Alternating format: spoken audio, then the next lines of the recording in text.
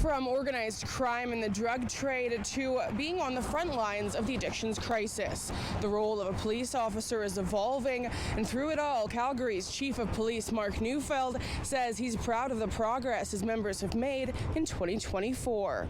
We're sitting right now with about 69 shootings as of today. Last year at this time we would have been at 95 and finished the year with 100. And the year before that was 127 in 2022. And one of the things I said then is I'd like to cut that number in half.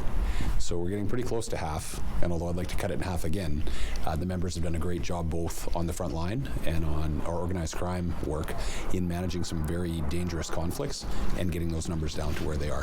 What strategies did you guys use this year to help get shooting numbers down? Yeah, mainly last year I talked about a kind of an evidence-based or data-based, data-driven strategy where we'd focus on dangerous people, dangerous locations, and dangerous activities. And so there's about 1,100 people that we've identified in Calgary that are involved either directly or peripherally in high-risk lifestyles. And out of that, we're probably focusing on about 200 to 300 of those. But we've got some really, really good key arrests on a number of them that were at the top of the list, and that's partly what drove down those numbers. What were some of your biggest challenges this year? You know, I think kind of a challenging or mixed story, I think, on downtown safety. Statistically, I would say that the city is becoming safer, but I think when it comes to people's qualitative perceptions in terms of safety in downtown transit and public spaces, there's still some concern, obviously. Is there a metric that you can track to see if you have a better handle on, safety around the downtown core? I think there's a few, but I think that's exactly what we're trying to, I think, not perfect, but I think improve right now. We can count the number of people that we have interactions with. We can count the number of referrals made to various different services. But again, over time, really the longer term metric is how many people who, for instance, I'll use the example of heavy users of service. So we're focusing on people who we know we're coming into contact with repeatedly. So our officers are dealing with them repeatedly, say in the downtown, because of various vulnerabilities. We know that EMS is dealing with them. We know that these are the same folks that fire is dealing with, and also they're likely to be the same people that are going into the emergency ward. So we're focusing there, and the idea over the long term will be to see how many of those folks we can actually get out of the system and deal with those vulnerabilities so that we're not dealing with them so many times. As you mentioned earlier, the city has seen quite the decrease in shootings, a decrease in homicides. Is there anything that you've seen a rise in this year?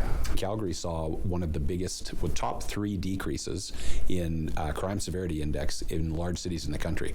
So that was a good thing for us. We've seen precipitous drops in a lot of things, but what we have seen increases in is, I would call you personal robberies, like strong arm personal robberies on the street, on transit, this type of things. We see either the vulnerable community engaged in that at times. We also see youths engaged in that, so we've seen a spike there. We've also seen a spike in level 1 assaults or lower level type assaults, and those are in particular areas, and again we're watching the data about where that's happening. But yeah, so I would say non-domestic violent crime was up about 5 or 6% in the city, and so that is one of the areas that we have seen a spike. What do you think is driving the rise in personal thefts? The personal robberies? Yes, personal robberies. I think actually a lot of it is youth. Some of it you see is to steal iPhones or shoes or whatever. So again, not particularly sophisticated, but anytime there's violence used with a theft, it becomes a robbery. And a robbery is a very serious criminal offense. So we've always had a very strong commitment towards youth in the city and trying to keep youth out of difficulties with the criminal justice system. So we have all kinds of diversionary programs and that type of thing. But when you start getting into robberies and using violence to steal from people, it becomes harder to do. So I'm concerned about youth when they're doing that. So my message to young people would be careful what you get involved in. It might seem innocuous, but it's a very, very serious criminal offense, and there are very, very serious consequences for it.